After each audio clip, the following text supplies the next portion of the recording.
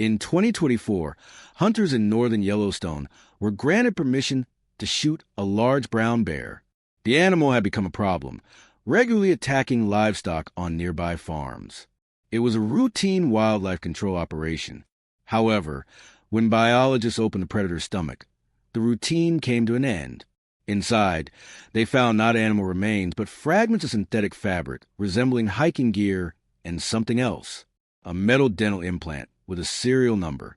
This small detail set off a chain of events that revealed the truth about a couple of tourists who had gone missing 8 years earlier.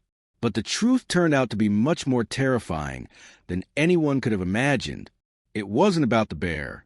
The bear was just the last person to touch this story. The absolute horror was what had been done to the bodies long before the animal found them, especially to one of the skulls. It all began in August 2016. Daniel and Savannah Moore, a couple from South Carolina, both in their 30s, arrived in Yellowstone. They were not new to tourism, but rather experienced enthusiasts. They planned a 3-day hike along one of the park's wildest and most remote trails, the Beeler River Trail. The area is known as the Cascade Corner because of its abundance of waterfalls and geysers. It is beautiful but challenging.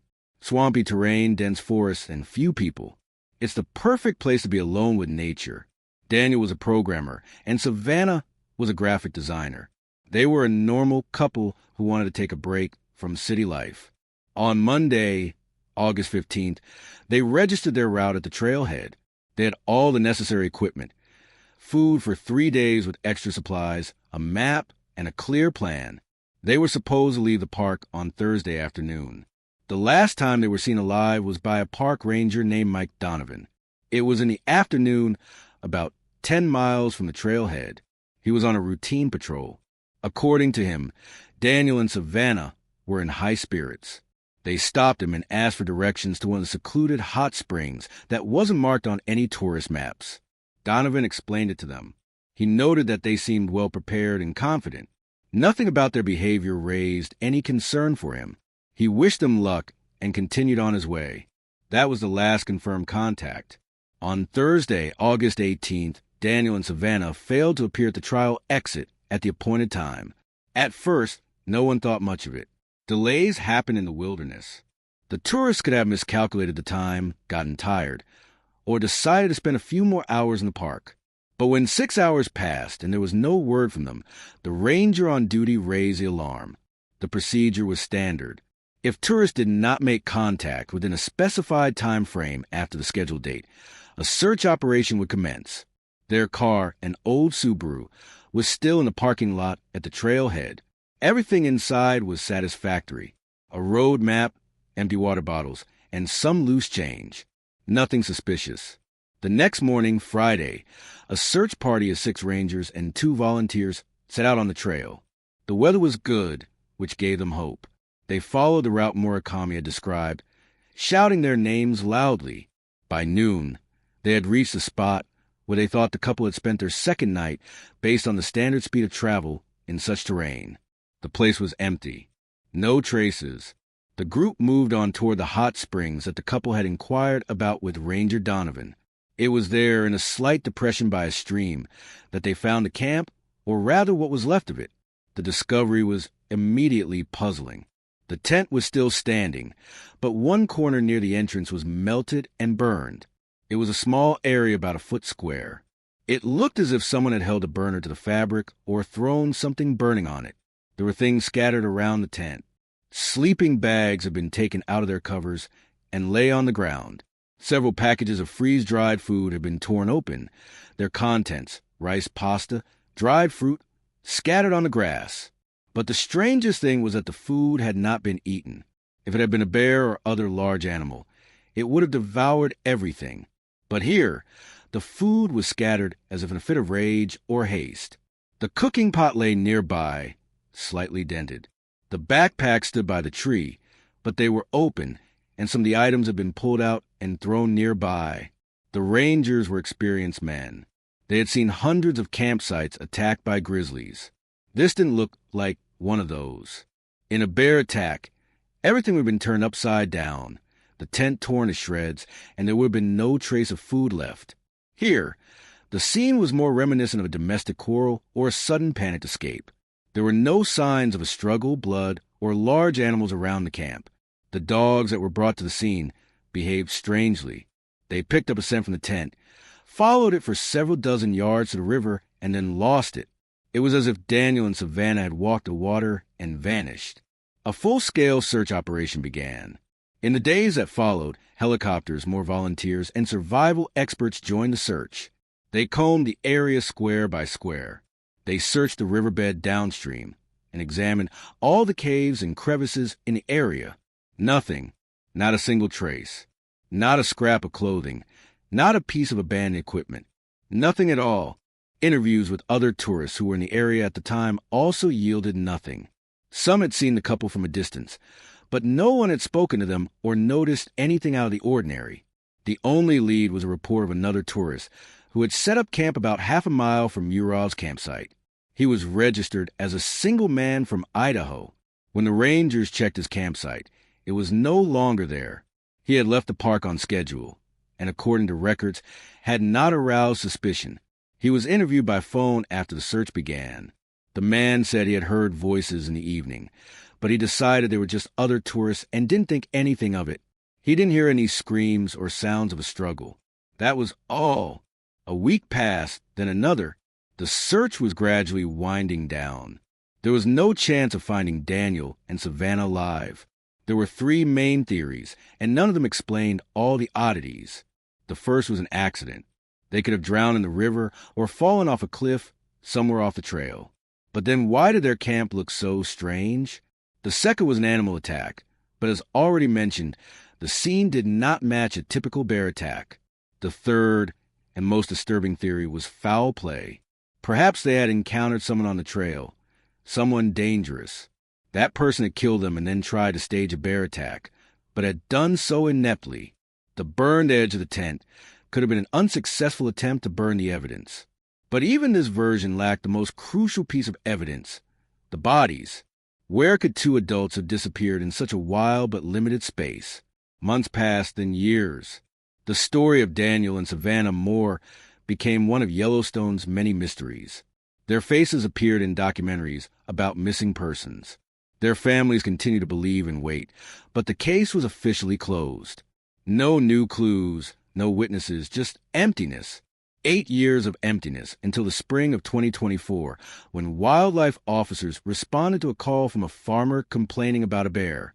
None of them had any idea that they were not just going after an animal, but after the answer to a question that had tormented everyone for years. The answer was hidden inside that bear, and it was shocking. And so, in the spring of 2024, that answer began to emerge. Piece by piece, hunters from the Fish and Wildlife Service tracked down and neutralized the bear. It was a large male weighing over 500 pounds. Its carcass was taken to a laboratory for a standard autopsy. The procedure was necessary to ensure that the animal did not have rabies or other diseases that could explain its aggressive behavior.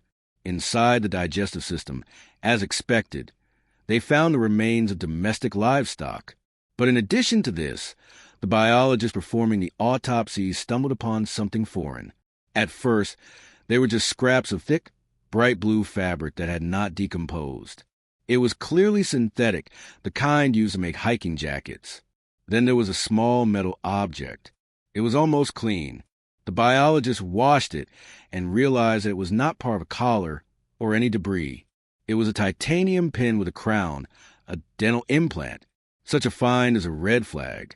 The lab immediately contacted the Park County Sheriff's Office. The implant was carefully packaged and handed over to the forensic team. Medical devices like this always have a tiny serial number that is only visible under magnification. The experts used this number to trace the manufacturer. The manufacturer's database identified the clinic where this batch of implants had been sold. The clinic was located in Charleston, South Carolina. The rest was a matter of technicality. The dental clinic searched its archives and found the patient who had received an implant with the serial number. The patient's name was Daniel Moore. An 8-year-old cold case instantly became hot. The news broke in the local media, then spread nationwide. The Moore family, who had lived in uncertainty all these years, finally had a concrete fact for the first time in 8 years. But this fact raised even more questions. The most important question was where the bear was killed in the northern part of Yellowstone, almost 60 miles as the crow flies from the Beckler Trail, where the Moors disappeared. 60 miles in Yellowstone is a vast distance crossed by mountains, rivers, and impenetrable forests. Bears can cover large areas. But how did Daniel's remains end up so far away? This didn't fit with any of the initial theories. If they had drowned, their bodies would have been carried downstream by the Beeler River in a completely different direction. If they had been attacked by an animal, it would have happened near their camp. The crime theory became the leading one. Someone had killed them and moved the bodies to hide them as far away and as securely as possible. The FBI and Wyoming State Police launched a new search operation. This time it wasn't a search for missing persons, but a search for a crime scene. Dozens of agents and rangers equipped with the latest technology began combing the area within a few miles of where the bear had been shot. They used drones with thermal imaging cameras, but their main hope was dogs specially trained to search for human remains. It was grueling work. The terrain was wild with thick undergrowth and rocky scree. On the third day of the search, one of the dogs picked up a scent. It led the group to a ravine littered with fallen trees, about 1.5 miles from the farm, where the bear had attacked the livestock. The dog began digging at the roots of a fallen tree. The agents carefully removed the branches and the top layer of soil, and they found it a human skull. It was almost intact but covered with moss and dirt. It was sent to a mobile laboratory set up nearby. And when the forensic experts cleaned the find, everyone fell silent. There were no animal tooth marks on the skull. There were no cracks from fall. Across the top from temple to temple, there was a perfectly smooth horizontal cut.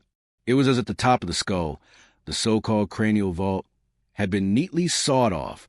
The forensic expert who examined the skull immediately said that it was the work of a tool, not a surgical one. The marks were too rough. It was either a hacksaw or some type of hand, or electric saw with a fine T-blade, a carpenter's tool. Someone had done this after the person had died. It had been done deliberately. DNA analysis of the bone tissue was completed quickly. The skull belonged to Savannah Moore. Now, the investigation had two facts. Part of Daniel's remains and part of Savannah's remains were found in the same area, far from where they disappeared. And someone had dismembered at least one of the bodies, most brutally and bizarrely. Why would someone need to saw off a skull? The theories were all pretty grim. Maybe the killer wanted to make sure the victim couldn't be identified from dental records if only the lower jaw was found. Or perhaps it was part of some twisted ritual. Or, as the experts thought was most likely, the killer was trying to destroy evidence such as a bullet hole in the head. By sawing off the top, he could get rid of direct evidence of how the murder was committed. In the days that followed, search teams found several more small bone fragments in the same area. There were very few of them. The examination showed that they belonged to two different individuals, a man and a woman. The picture was becoming clearer, yet at the same time more gruesome. But the main conclusion of the FBI crime lab in Quantico sounded like a death sentence for any theory of an accident. Anthropological experts, having studied the condition of the bones, the degree of weathering, and the effects of microorganisms on them, came to an unequivocal conclusion. Daniel and Savannah Moore were killed and dismembered no later than the fall of 2017. That is about a year after their disappearance. And the bear ate what was left of them quite recently in the spring of 2024. Their remains lay in this ravine for almost 7 years before being disturbed by the animal. This changed everything. It meant that the killer didn't just hide the bodies. He may have kept them somewhere for a year before getting rid of them for good. Or he may have returned to the crime scene a year later to dismember the bodies that had been hidden but not destroyed. The investigation reopened all the files from 2016. They began rechecking everyone who had been in the park during that period. The name of the lone tourist from Idaho who had camped half a mile from Muros resurfaced in the documents. In 2016, his interrogation was a formality. He said he hadn't heard anything, and that was the end of it. Now, however, FBI agents decided to talk to him again, but this time much more seriously. They began searching for this man, and very quickly they discovered another strange and disturbing fact. This man had also disappeared. This man's name was Marcus Thorne. In 2016, he was 42 years old. He lived alone in a small rented house in rural Idaho, about 3 hours' drive from Yellowstone. Officially, he was listed as a handyman taking on odd jobs, minor repairs, carpentry, and helping out on farms. When FBI agents began investigating his background in 2024, an unflattering picture emerged. Neighbors described him as withdrawn and unsociable. He had no friends and avoided conversation. Some recalled that he had outbursts of anger over minor issues, but it never escalated into serious conflict. He had no criminal record, except for a couple of speeding tickets. At first glance, he seemed like a typical grumpy loner. But when investigators began looking into his life after August 2016, they discovered that about a year after Murav's disappearance in the summer of 2017, Marcus Thorne had vanished. He didn't tell anyone he was leaving. He didn't terminate his lease. He just packed some things and left. His former employer, the owner of a small construction company, stated that Thorne failed to show up for work on a particular day. They called him for a week, but his phone was turned off. When the landlord of the house where Thorne lived went inside, he found that most of his personal belongings and tools were missing. The food in the refrigerator had gone bad. It was obvious that the man had left in a hurry. And most importantly, his car, an old Ford pickup truck, was found a few months later. It was discovered by a patrol on an abandoned logging road in northern Montana, just 20 m from the Canadian border. The car was locked. There was absolutely nothing inside. No documents, no personal belongings, no trash. Forensic experts who examined the pickup truck stated that the interior appeared to have been thoroughly cleaned. Not a single fingerprint belonging to Thorne was found. Not a single hair. This was done deliberately. The person didn't just drive away. They covered their tracks. From that moment on, the puzzle began to fall into place for the FBI. The time of Thorne's disappearance, the summer of 2017, almost perfectly coincided with the conclusions of the forensic experts who determined that the Murav bodies had been dismembered no later than the fall of that year. Thorne had experience working with carpentry tools, including saws. He had no alibi. He was near Daniel and Savannah's camp on the night of their disappearance. The official version of the investigation now appears as follows. In August 2016, Marcus Thorne encountered Daniel and Savannah on the trail. No one will ever know what caused the conflict. Perhaps it was a dispute over a campsite, noise, or just a chance encounter that went wrong due to Thorne's unstable personality. He killed them both, possibly right at their campsite. Then, in a panic, he tried to stage a bear attack and burn the tent. But he did it clumsily and hastily. Realizing that the bodies would be found sooner or later, he hid them somewhere nearby, possibly burying them or covering them with rocks. He lived with this secret for a whole year. Perhaps his paranoia grew. He was afraid that a random tourist or animal would discover his hiding place. And then in the summer of 2017, he returned. He dug up the bodies, which were already in a state of decomposition. He did something that shocked even experienced criminologists. He dismembered the remains. Most likely he did this to make them easier to transport and to make identification as tricky as possible. The cut on Savannah's skull was probably an attempt to hide the cause of death. If it was, for example, a gunshot wound to the head. He then transported the remains in his pickup truck 60 miles north to a completely different, even wilder area of the park and dumped them in a ravine. He figured they would never be found there. Having completed his horrific task, he drove north, abandoned his thoroughly clean pickup truck at the border, and disappeared. He most likely moved to Canada with fake documents or entered the country legally.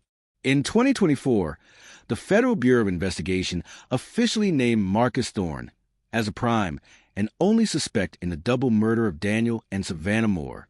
A federal warrant was issued for his arrest. His photo taken for his driver's license in 2015 now hangs on wanted boards across the country and in Interpol databases. It shows a middle-aged man with thinning hair, deep-set eyes, and a heavy, empty gaze. 8 years after Daniel and Savannah Moore set out on their last hike, their story finally has an explanation, but not closure. The case is open on paper, but the killer is still at large. The families of the victims know who took their children's lives, but they cannot see him in the dock. The official status of the case: suspect identified, but not apprehended. Somewhere out there, perhaps under a different name, in another city or even another country, lives the man who saw a woman's skull in half with a carpenter's tool. And no one knows where he is or when justice will catch up with him.